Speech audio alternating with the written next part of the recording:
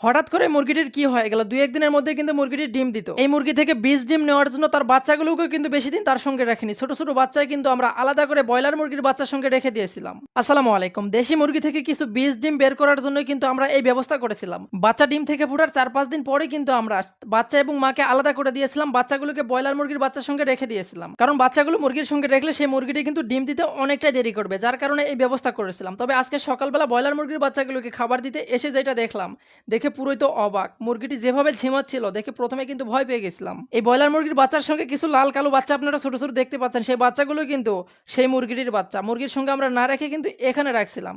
তবে এখানে রেখে বাচ্চাগুলো সুস্থ থাকলেও বুড়ানি মুরগিটি কিন্তু সুস্থ নাই। তবে মাশাআল্লাহ কালকের থেকে আজকে কিন্তু আমাদের ব্রয়লার মুরগির বাচ্চাগুলো অনেকটাই সুস্থ রয়েছে। কালকে একটু ঠান্ডা বাতাসের কারণে কিন্তু ব্রয়লার মুরগির বাচ্চাগুলো অনেকটাই ঝিমাচ্ছিল, কারণ হঠাৎ কিন্তু সারাদিনের গরমের ফলে রাতে অনেক ঠান্ডা বাতাস আর জানালার পর্দা আমরা নামাই দিছিলাম না, যার কারণে কিন্তু সমস্যা হয়েছিল। তবে আলহামদুলিল্লাহ এখন কিন্তু মুরগিগুলো অনেকটা সুস্থ রয়েছে। যেদিন আমরা ব্রয়লার মুরগির বাচ্চাগুলো নেই তার সঙ্গে কিন্তু কিছু পাকিস্তানি সোনালী মুরগির বাচ্চা নিয়েছিলাম। তবে সোনালী মুরগির বাচ্চাগুলো কিন্তু একটু অসুস্থ টাইপেরই ছিল বলতে পারেন। এ গ্রেডের বাচ্চা একটাও ছিল না। এই গরমের মধ্যে ৪-৫ দিন বোর্ডিংয়ে রাখার পরেও কিন্তু তাদের শরীরে ঝরঝরে ভাব এখনো আসেনি।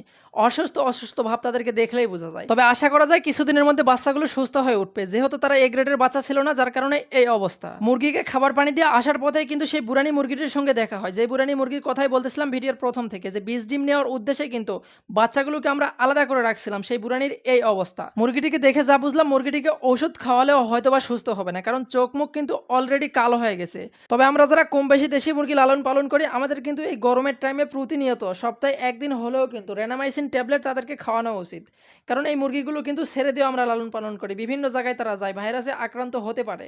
এই ভাইরাসে আক্রান্ত হওয়ার কারণেই কিন্তু এই অবস্থা। মুরগিটিকে বাড়ি থেকে অনেক দূরে নিয়ে যাচ্ছিলাম, কারণ এখানে যদি মুরগির রক্ত পড়ে আর সেই রক্ততে কিন্তু ভাইরাস আমাদের এই মুরগিগুলোর কাছেও আসতে পারে। তাই অনেক দূরে আব্বা যেখানে কাজ করতেছিল, আব্বার কাছে নিয়ে গেলাম মুরগিটিকে জবাই করার জন্য। অনেকে বলতে পারেন মুরগিটিকে ট্রিটমেন্ট নিলে হয়তোবা সুস্থ হতো কিনা জানি না, তবে যত সময় যাচ্ছিল মুরগিটি কিন্তু অবনতি হচ্ছিল, যার কারণে এই সিদ্ধান্ত নেওয়া। একদিন আগেও কিন্তু মুরগিটি সুস্থ ছিল, হঠাৎই যেহেতু মুরগিটি অসুস্থ হয়েছে, তার মানে ভাইরাসে আক্রান্ত হয়েছে। তবে কি ভাইরাস হতে পারে, যারা মুরগি লালন পালন করেন দেশি মুরগি বিশেষ করে, তারা অবশ্যই কমেন্ট বক্সে জানাবেন হঠাৎ এরকম হওয়ার কারণ কি। গতকালকেও তো মুরগিটি ভালো ছিল, হয়তো ২-১ দিনের মধ্যে কিন্তু মুরগিটি ডিমে আসতো, এরকম বোঝা যাচ্ছিল। এর মধ্যে এই অবস্থা। যেখানে বাঘের ভয় সেখানেই সন্ধ্যা হয়। বাসার মুরগি থেকে দূরে আসলাম, এখানে এসে দেখি এখানে আমাদের বাসার মুরগিগুলো রয়েছে। আমরা কিন্তু ২ দিন আগে বাসার মুরগি এবং কবিতর সবগুলোকে কিন্তু রানীক্ষেতের ভ্যাকসিন করেছিলাম। তবে এই বড় মুরগিগুলোকে আমরা ধরতে পারছিলাম না, কারণ অনেকটা সকাল হয়ে গেছিল। সকালবেলা কিন্তু আর বিশেষ করে কয়েকটা বড় মুরগি আমাদের গাছের উপরে থাকে।